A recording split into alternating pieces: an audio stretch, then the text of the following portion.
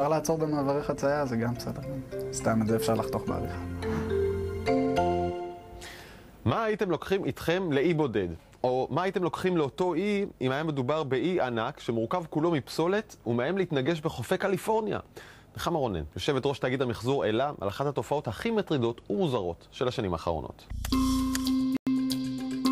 יש תמונות שלא ניתן לשכוח, במיוחד כשהמציאות נראית כמו חיקוי של סרט עתידני. אוניות, מטוסים, בתים הרוסים, טרקטורים, רכבות שנעלמו על נושאיהם, והמון המון גופות ששתות להן למרבה הזוועה בים, במה שהפך למעין אי ענק, ואליו מצטרפים מיליוני טונות של פסולת רדיואקטיבית, הכל תוצאה של הצונאמי האחרון ביפן. בתחילה אמרו מומחים כי האי מהווה סכנה בעיקר לכלי השיט בים, והעריכו כי קרוב לוודאי שידרשו 2 עד שהמפלצת הזו תגיע עד לחופי הוואי, ו3 שנים עד שתגיע לחופים המערביים של ארצות הברית.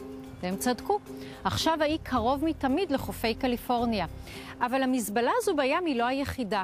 בצפון האוקיינוס השקט נמצא שטח בגודל של 1000 קילומטר רבועים שמורכב משאריות פלסטיק, מצתים, צמיגים, צעצועים וגם תכולה של לא פחות מ10,000 מכולות שמדי שנה נופלות לים והפכו להיות למין גוש ענק של זבל שמתחרדן לו בשמש, כי את השמש פשוט עוד לא הצלחנו להרוס.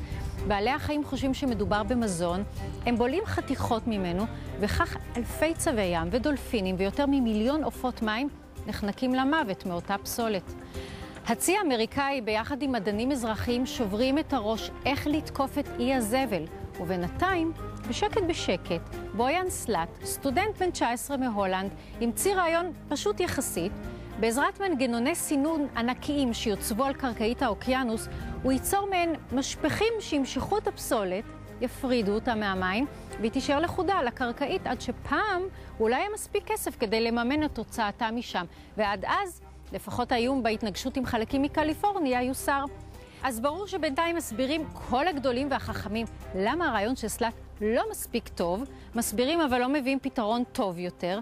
סלאט החל לגייס בעצמו את המיליונים הדרושים ומקווה שימצאו לפני שנבין שגם את הים הצלחנו להרוס. לפני סיום, הנה הצצה למה